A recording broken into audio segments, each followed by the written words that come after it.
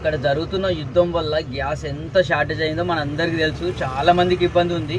ప్రతి ఒక్కరు వాళ్ళ సొంత రేట్లు పెంచుకుంటున్నారు. టిఫిన్ సెంటర్ వాళ్ళు, పానీపూరి వాళ్ళు, చాయ్ వాళ్ళు, ఎవ్వరు పడితే వాళ్ళు వాళ్ళ సొంత రేట్లు పెంచుకుంటున్నారు.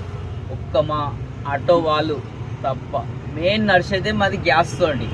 కానీ మాకు ఆన్లైన్ వల్లనే మొత్తం రేట్ అంతా తక్కువ ఇస్తుండు, చేయలేకపోతున్నాం. మాది గ్యాస్ మందమే సంపాదించుకోగలుగుతున్నాం అంతే.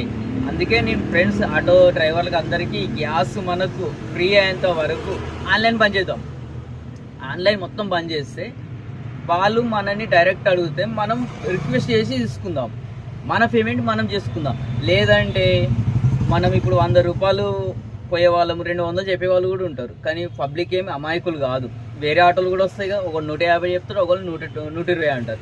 వాళ్ళకి ఏం వస్తుంది వెళ్తారు. కానీ ఇలా 100 రూపాయలు చూపించేది 60-70 రూపాయలు చూపిస్తే మన గ్యాస్ మందమే సంపాదించుకొని గ్యాస్ మందమే చేస్తే మన కడుపు నిండది, మన బతుకులు వేస్ట్ అయిపోతాయి. ప్రతి ఒక్కరు రేటు పెంచుకోరు, మనం మాత్రం అదే రేట్లో నడిపిస్తున్నాం. ఎందుకంటే ఆన్లైన్ వాడు ఎంత వేస్తే అంతే, బైక్ వల్ల దానివల్ల. అందుకే మొత్తం ఆన్లైన్ అందరూ ఆఫ్ చేసేస్తే పబ్లిక్ మనం డైరెక్ట్ అడిగితేనే మనం రిక్వెస్ట్ చేసి వెళ్ళాలి. అది కూడా గ్యాస్ నడుస్తలేదు. కానీ ప్రతి ఒక్కరు ఏ రేటు పోయినా కానీ ఏది అయినా అడిగినా కానీ కూడా గ్యాస్ దొరకలేదు, రేట్ ఇంత ఉందని చెప్తారు. కానీ మనకు మాత్రం ఆ ఛాయిస్ లేకుండా పొందగాను వీని ఇంట్లో పీనికి వెళ్ళా ఓలా, ఊబర్, రాపిడో మొత్తం తక్కువ పేమెంట్ ఇస్తారు. పాలతు ముఖంలో వాడి ముఖంలో చెప్పు, వాడు వచ్చి నుంచి మన ఆటోల కడుపులు మొత్తం కొట్టేశారు.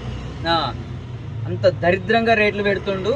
మనకు ఏం వెళ్ళకుండా అయిపోతుంది. మన పరిస్థితి మరీగా ఆత్మహత్యలు చేసుకున్నంత దిగజారిపోతున్నాం. ఒకసారి ఆలోచించండి. ఈ ఓలా, ఊబర్, రాపిడో పక్కకు పెడితేనే మనం బాగుపడతాం. లేదంటే ఎన్నో ఆత్మహత్యలు జరుగుతాయి, ఎన్నో మంది బండలు అమ్ముకుంటారు, చాలా మంది కడుపు కొట్టినట్టు అవుతుంది. ఇది నిజం ఫ్రెండ్స్.